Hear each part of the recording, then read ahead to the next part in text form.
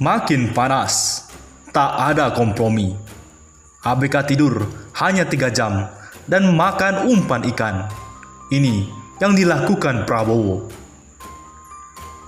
Kita adalah bangsa berdaulat dan punya harga diri, sehingga setiap warga negara harus mendapatkan keadilan. Marilah kita bertindak, melakukan investigasi, serta menyeret para pelaku ini ke pengadilan internasional. Tak ada kompromi. Pemerintah Indonesia harus bertindak tegas. Pekerja Cina kita manjakan, bahkan diperbolehkan masuk di tengah pandemi yang berasal dari negaranya. Namun, sekarang kita lihat perlakuan mereka terhadap pekerja kita. Jangan sampai hanya sebatas dubes, RRT, mereka dipanggil, lalu terjadi kompromi dan selesai. Menteri KKP untuk melarang secara total masuknya kapal-kapal Cina ke Indonesia, bersinergi dengan TNI. Siapkan kapal-kapal terbaik kita untuk menjaga di perbatasan. Jika diperlukan, harus tembak di tempat dan tenggelamkan kapal-kapal Cina terutama yang mau mencuri ikan di wilayah kedaulatan NKRI. Sebagai rakyat yang memiliki jiwa-jiwa nasionalisme, maka sudah kewajiban kita untuk bergerak dan mendorong agar pemerintah memutuskan hubungan diplomatik serta mengusir seluruh warga negara Cina dari bumi pertiwi. Hal itu sebagai bentuk protes dan tekanan kita terhadap pemerintah Cina agar segera menindak para pelaku itu. Tidak ada alasan yang bisa diterima terhadap pemilik dan kapten kapal Cina itu, sehingga harus membuang mayat saudara kita ke laut. Karena setiap kapal yang mengarungi perairan internasional memiliki ruang pendingin. Apalagi kapal ikan yang wajib memiliki ruang pendingin atau minimal membawa es. Kalau tidak, ikan mereka tangkap akan busuk semua. Jika mereka punya nurani kemanusiaan, seharusnya mereka memulangkan jenazah itu ke tanah air, atau paling tidak menyerahkan ke KBRI pada saat kapal itu berlabuh. Bisa jadi mereka itu para pelaku perbudakan modern dan kemungkinan besar korban dibunuh. Ujar Niko Silalahi, Sekjen Serikat Pekerja Migran Indonesia. Sebelum kita melanjutkan, inilah curhatan ABK Indonesia di kapal Cina. Tidur hanya 3 jam dan makan umpan ikan. Salah satu ABK Indonesia itu, BR, mengatakan dia tidak mampu bekerja di atas kapal ikan berbendera Cina itu karena jam kerjanya yang di luar batas. Bekerja terus, buat makan hanya dapat waktu sekitar 10 menit dan 15 menit. Kami bekerja mulai jam 11 siang sampai jam 4 dan 5 pagi, ujarnya dalam wawancara melalui video online. Setiap hari begitu, rekannya MY, 20 tahun, mengatakan hal serupa. Pria lulusan SMK di Kepulauan Natuna, Riau, acap kali hanya tidur 3 jam saja.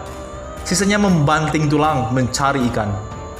Kalau kita ngeburu kerjaan atau mencari ikan, kadang kita tidur cuma 3 jam saja, ungkapnya. Mereka mengatakan, kapten kapal mengharuskan pada ABK Indonesia untuk mencapai target ikan dalam jumlah tertentu setiap harinya. Kami mau protes, susah sekali. Kita di tengah laut, kata BR. Sejumlah ABK mengatakan, kontrak kerjanya tidak mengatur soal jam kerja. RV 27 tahun asal Ambon, Maluku adalah salah satunya. Namun, ada juga ABK Indonesia yang diberangkatkan oleh agen lain yang jam kerjanya diatur di kontrak. Beberapa sempat menanyakan soal jam kerja, namun tidak berlanjut karena mengaku takut dipulangkan. Meski bekerja membanting tulang, sejumlah ABK itu mengaku gaji mereka belum dibayar. Makan umpan ikan, minum sulingan air laut. Tidak hanya masalah jam kerja yang di luar batas. NA 20 tahun, anak buah kapal Longsin 629 asal Makassar, Sulsel, mengaku dianaktirikan soal makan dan minum. Menurutnya, ABK yang non-Indonesia mendapat jatah makanan yang lebih bergizi ketimbang mereka. Kita dibedain dengan orang dia. Di dalam kapal menangkap ikan itu, awalnya ada 20 ABK WNI dan sekitar 6 orang ABK asal Cina. Air minumnya, kalau dia minum air mineral, kalau kami minum air sulingan dari air laut, ungkap NA. Kalau makanan, mereka makan yang segar-segar, kata NA. KR 19 tahun asal Manado menambahkan, mereka makan enak-enak, kalau kami seringkali makan ikan yang biasanya buat umpan itu.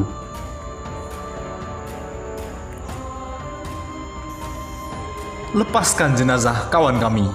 Pengalaman pahit yang sulit mereka lupakan adalah ketika harus melarung 4 jenazah rekannya ke laut lepas.